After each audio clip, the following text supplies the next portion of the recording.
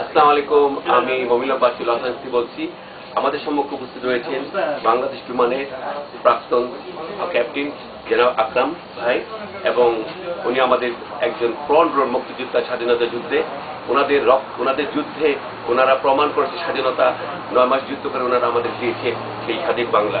আজকে আকরাম ভাই আমার সম্মুখে বসা আছে। উনি একজন বীরোত্তম, এবং বাংলাদেশের গুলশানে ওনার নামে একটা রাস্তা ক্যাপ্টেন আকরাম নামে দেওয়া হয়েছে।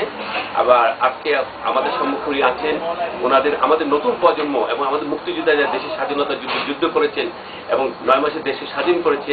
আজকে ওনার কাছে আমাদের প্রশ্ন থাকবেন যে আমাদের নতুন প্রজন্মকে ওনারা কি বলেন।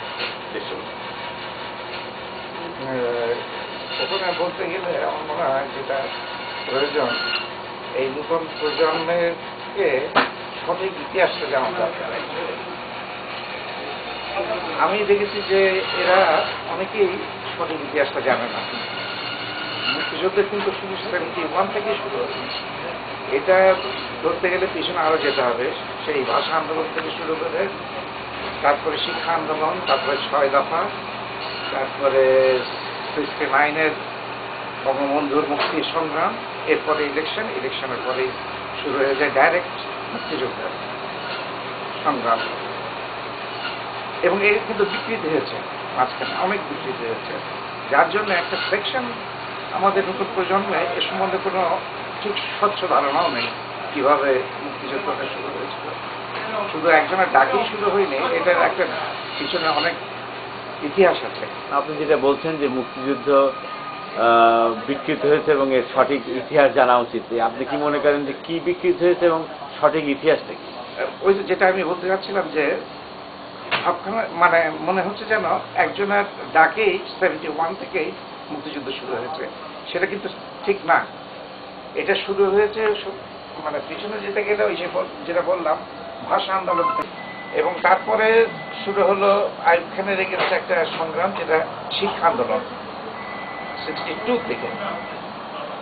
এবং বেসিক জিনিসটা ছিল অ্যাকচুয়ালি অসাম্প্রদায়িক একটা দেশ গড়ার ব্যাপারে, যেটা সবসময় বাংলাদেশের লোকরা চেয়েছিল।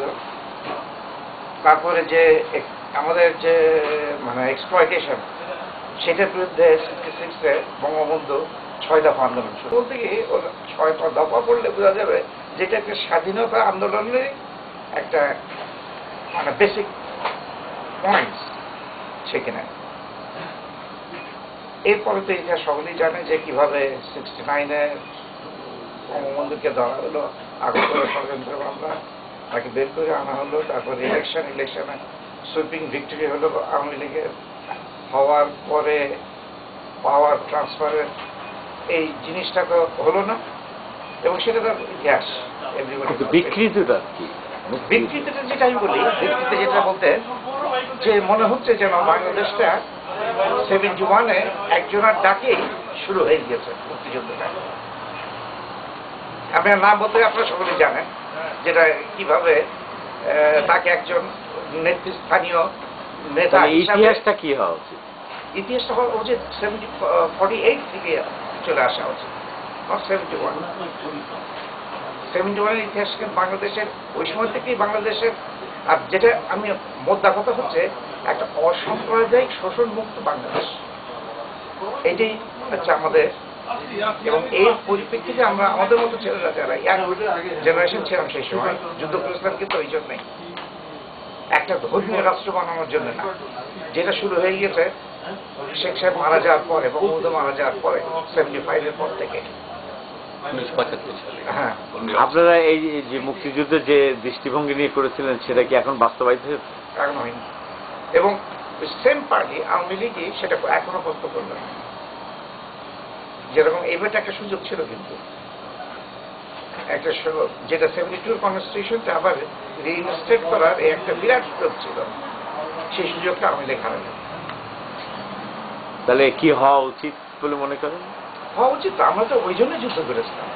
যদি ধর্মীয় রাষ্ট্রই প্রতিষ্ঠা করতে হয়, পাকিস্তানের সাথে কেন আমরা আলাদা হবো? পাকিস্তান তো মুসলমান কান্ট্রি, আমরাও মুসলমান কান্ট্রি ছিলাম, তাহলে কি জন্য যুদ্ধ করতে গেলাম?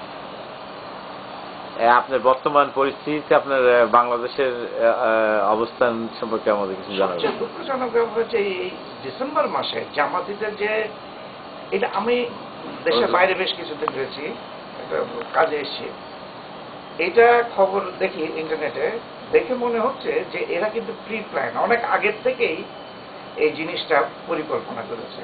যেভাবে মানে পুলিশদের উপরে অ্যাটাক হচ্ছে, এটা তো রীতিমতো গেরিলা ওয়ারফেয়ার শুরু হয়েছে মনে হচ্ছে না, এবং এটা প্রস্তুতি ছাড়া এটা সম্ভব না।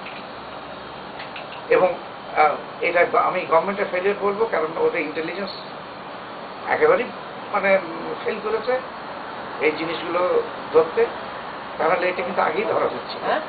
একজন মুক্তিযোদ্ধা হিসেবে, একজন বীর উত্তম হিসেবে আপনি কি মনে করেন বাংলাদেশ কোন দিকে আগানো উচিত এবং কিভাবে প্রসিড করা উচিত বাংলাদেশকে? এটা কিন্তু 72 কনস্টিটিউশনেই আমি মনে করি সেটাকে রেজিস্টার করা উচিত, এবং সেখানে কিন্তু ক্লিয়ারলি ডিফাইন করা আছে কি হওয়া উচিত বাংলাদেশকে। এবং এর মানে এই না যে এখানে কিন্তু সোশ্যালিজমের কথা আছে, তার মানে এই না যে এখানে একটা সোশ্যালিস্ট কান্ট্রি হবে। বলা হয়েছে একটা শোষণমুক্ত সমাজ। এইটিকে মিসইন্টারপ্রেট করে আমাদেরকে বলা হতো, তখন বলা হতো যে আমরা বুঝি একটা কমিউনিস্ট সোশ্যালিস্ট কান্ট্রি হয়ে যাচ্ছে। আকরাম ভাই, আপনি কি মনে করেন যে এখন যে আমরা দেখছি টিভিতে, আপনি যে কথা কিছু আগে বললেন, যে আমি দেখছি ভীষণ খারাপ লাগছে এই ইয়ং জেনারেশন যারা এরা ধর্মকে বিকৃত করছে।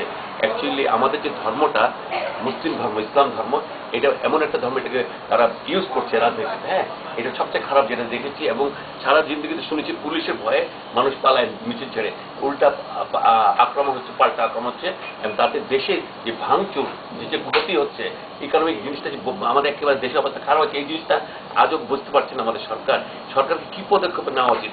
যেহেতু আমরা ইউনাইটেড নেশনে আমাদের 10,000 বাংলাদেশের আর্মি আছেন, যেনারা পৃথিবীর বিভিন্ন দেশে যে সুনাম অর্জন করেছেন। হ্যাঁ, আজকে এত বড় একটা আর্মি, এত বড় একটা বিডিআর, যেটা নতুন, আমার মনে বিডিআর নতুন নামটা রেখেছে বর্ডার। তো কেননা সরকার এই জিনিসগুলোকে বন্ধ করতে, যদি না করলে ভবিষ্যতে যে আমাদের দেশে কি মুক্তিযোদ্ধার কি কোনো চিহ্ন থাকবে কিনা। আজকে তাই মনে হচ্ছে যে মুক্তিযোদ্ধারাই হয়ে গেছে রাজাকার হয়েছে মুক্তিযোদ্ধা। আরেকটা জিনিস বলবো, যেটা সবচেয়ে দুঃখ লাগে, ধর্মকে বিকৃত। ধর্মকে তো আল্লাহ তাআলা বলেন, সব ধর্মকে আমরা রেসপেক্ট করি। ধর্মটা হলো যেরকম আজকে পৃথিবীর সব জায়গায় দেখেন আপনি, ইসলাম ধর্ম এত শান্তির ধর্ম, এই ধর্মটাকে আপনি বিকৃত করছে এবং আপনি যুদ্ধ অপরাধী। হ্যাঁ, পৃথিবীতে ওয়ার ক্রাইম বলতে আসছি, যেখানে আপনি সেকেন্ড ওয়ার্ল্ড ওয়ারে যারা যুদ্ধ বিকৃত, তাদেরকে এখনো তাদের বিচার হচ্ছে, রাইট? তো এটার সম্বন্ধে আপনি কি বলছেন, যে আমাদের আমেরিকাতে প্রথম দিয়েছে ইলেকশনের পরে যে আমরা যুদ্ধ অপরাধী, বঙ্গবন্ধুর বিচার একটা পর একটা বিচার হতে লেগেছে 40 বছর, আরেকটা বিচার কবে হবে? যুদ্ধ অপরাধী অ্যাকচুয়ালি এই বিচারটা অনেক আগে হওয়া উচিত ছিল। এটা হয়নি আমাদের দুর্ভাগ্য আর কি, but what ever it is, at least শুরু হয়েছিল। কিন্তু আমি বলবো যে আওয়ামী লীগের ম্যানিফেস্টো ছিল বলেই করেছে, কিন্তু যেভাবে প্রথম থেকে আগাচ্ছিল এরা, এত মানে স্লো প্রোগ্রেস। আমি আবার ইনভলভ ছিলাম ইয়েতে, আপনার সেক্টর কমান্ডার্স ফোরামে। এই প্রেশারাইজ না করলে কিন্তু এটা হতো না, আমাদেরকে যেটা মনে হচ্ছিল। বিচারিক দেখে প্রেশার পেয়েই আওয়ামী লীগ এটা শুরু করেছে, এবং এটা যেন একটা পলিটিক্যাল ইয়ে হিসেবে, মানে ইলেকশনের মানে একটা, ওটাকে কি বলবো আপনাকে, এই হিসেবে না ইউজ করে, সেটা আমাদের দেখা উচিত। তার মানে আপনি বলছেন যে প্রেশার না পড়লে আওয়ামী লীগ সরকার এটা করতো না, আমারও তাই মনে হয়। কারণ বলতে কি, কোনো রুম ছিল না তাদের, উকিলও ছিল না, জাজও ঠিক প্রপারলি একটা। এই আওয়ামী লীগ তাদের সাথে তো একবার ইলেকশনও করিনি, তারা চেয়েছিল আর কি।